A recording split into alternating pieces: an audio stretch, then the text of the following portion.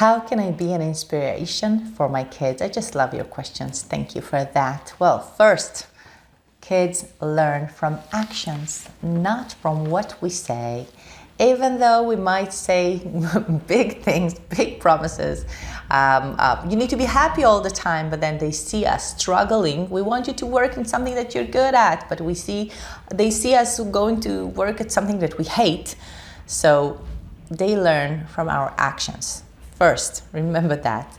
So to make sure that we say one thing and this is the same as we act, and if it's not, so we need to go deep inside and check why we say that and we don't act like that. I have a good friend that all the time she looks in the mirror and she say how fat she is and how ugly she is, and she have another pimple, and she really don't like the way she looks. And one day we were sitting in the playground and her daughter came and she was eating a snack. The daughter was eating a snack and she told her mom, Mom, I'm really fat, but I love chocolate. And her daughter is only on the first grade. And her mom said, how do you speak to yourself? You're so beautiful. You're not fat. You don't need to worry about that. And then I told her, she just said something, exactly the same sentence that you say to yourself all the time. You said it in front of me many times. So if we don't want our kids to say that, if we don't want our kids to look at themselves in that same eyes of hating themselves, we need to make sure that we don't do that to ourselves. So this is the first thing.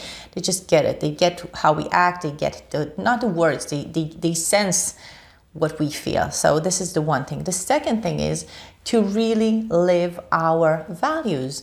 If one of my values is to know that I'm the person that is choosing in my life and that I'm not miserable and I'm not a victim, I all the time talk to them about it, and I do that as the same for myself. So when they walk into the house and they just, taking off their shoes, wherever it is, I say, remember, it's your shoes, it's your responsibility. If you're not going to put it in the place, you will not remember where it is. If you're keeping it there, remember, because I'm not responsible for your shoes. And I have small kids. I also say it, I think I say it to them since they were like 3 or 2. I have a 2-year-old. I'm telling it now as well.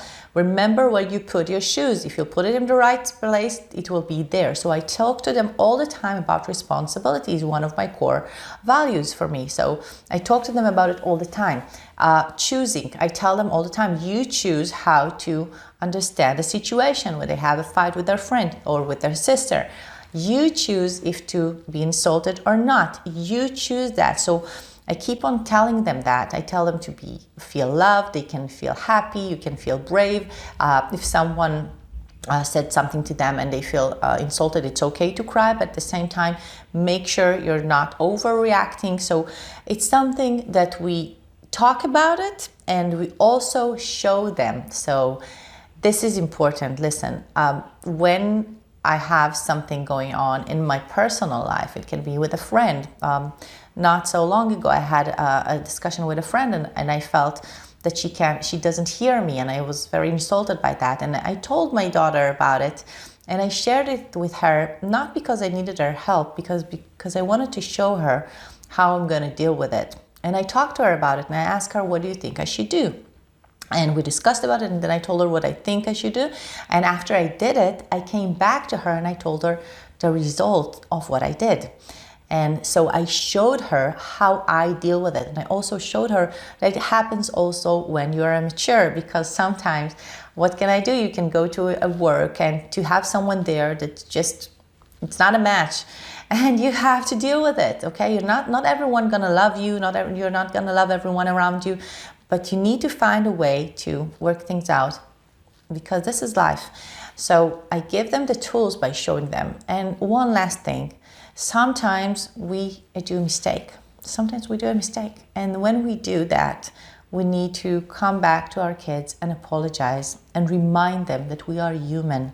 And if they see me crying, it's okay. And if I say I'm sorry, it's more than okay. I show them that I make mistakes as well.